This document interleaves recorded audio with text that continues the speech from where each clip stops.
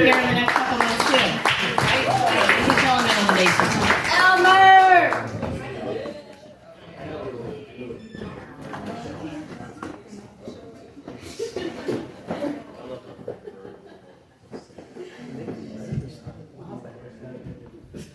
How's everybody doing tonight?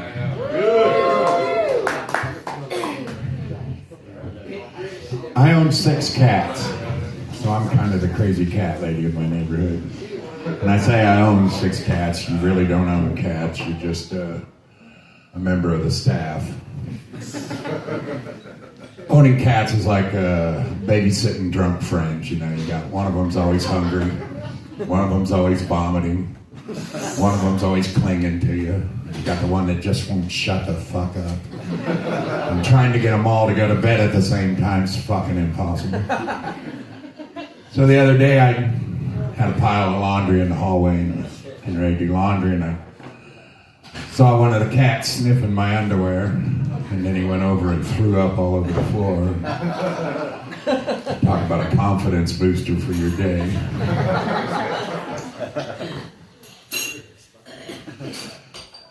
I married my first wife for all the wrong reasons. Because I needed a toaster and a punch bowl. And I had to divorce her because she refused to make me a widower. But I love the wife I have now, and I had to go through a lot of women to get to one that's like her, you know. I mean, I dated some bad ones. I dated a woman who's I called the Ice Queen, and that's because every time I'd go down on her, my teeth would start to chatter. If you licked her too fast, you got brain freeze. I used to date a midget. She was a psychic. I was nuts over that one. Took me a minute, but I got that. That was good. She once told me, she says, I stole this car from Domino's. Do you want to run away with me? And I said, no, I don't think I could live the criminal life. So I heard they put out an APB for a small, medium, at large.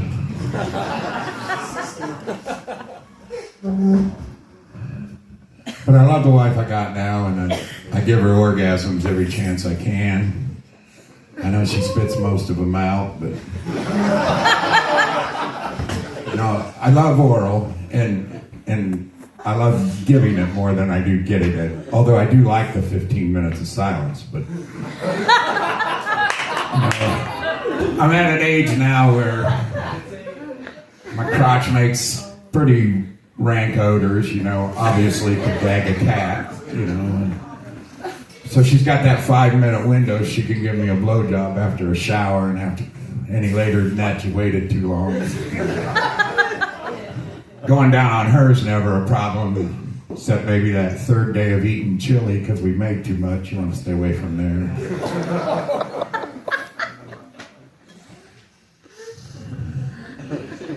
I get road rage pretty easily.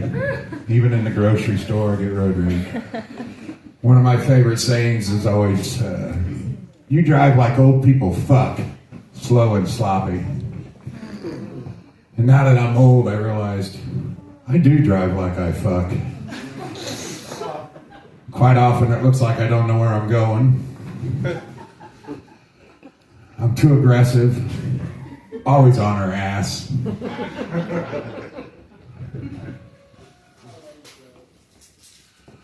And sometimes, by the time I get going, I realize I've already arrived, and I didn't even bring the passenger with me. So I do drive like I fuck.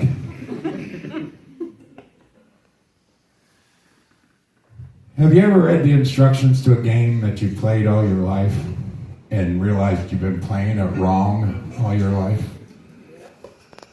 You know, I recently was reading the instructions to the game of Sorry. You know, I've been playing Sorry since I was a Cub Scout. In fact, our Scoutmaster taught us how to play and stuff. And I was teaching my grandkids how to play, and when I was reading the rules, I was like, there's no rule in here about playing in your underwear. There's no tickle card.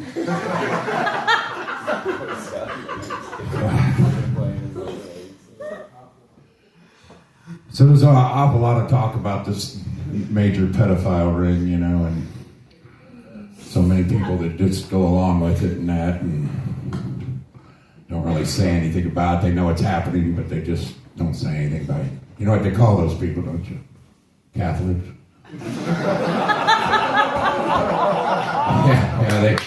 The Pope was recently asked about the Epstein files. He says, what do you think of that? They've molested thousands of kids in the last couple decades. He said thousands of kids in decades. Come back to me when you got some real fucking numbers.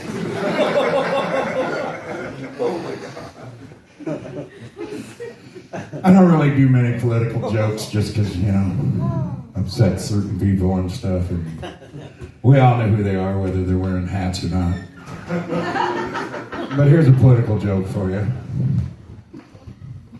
This politician dies and he goes to heaven and he's there at the pearly gates talking to St. Peter. And he says, well, to tell you the truth, I wasn't sure I'd really be here. And St. Peter says, well, before you come in, we got some rules here. He goes, you're going to spend a day in hell, and then you're going to spend a day in heaven, and then you'll come back to see me and we'll decide where you're going to be. So the elevator comes up and takes him down to hell, goes all the way down, takes all the way down. And when the door opens, you're in the middle of a golf course. There's a tournament going on, big buffet, beer carts right there. He says, oh, this ain't bad. So he's out there, enjoys his day. The next day, the elevator takes him up to clouds. He's up in heaven, going from cloud to cloud with the singing choir, passing the gospel, spreading the good word, drinking sacramental wine, playing harps and other instruments. It's not a bad day. So then the next day, he's back before St. Peter, and St. Peter says, what do you think? And he goes, well, to be honest, I'm kind of shocked to say that I think I belong in hell. And St. Peter goes, well, most politicians say that. He says, all right, the elevator comes up, takes him all the way down to hell.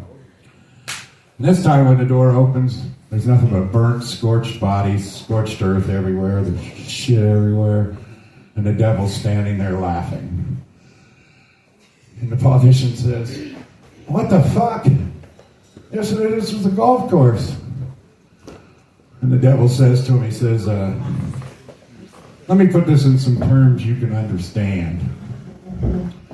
Yesterday when you were here, you were campaigning.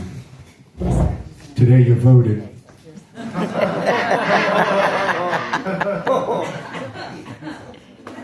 What's the toughest thing about being a pedophile? Just trying to fit in?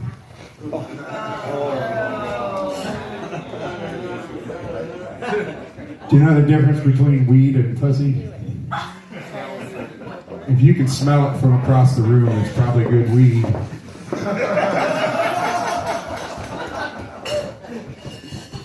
Do you know why pizza delivery guys are like gynecologists? They both get to smell it all day long, but neither one of them gets to taste it.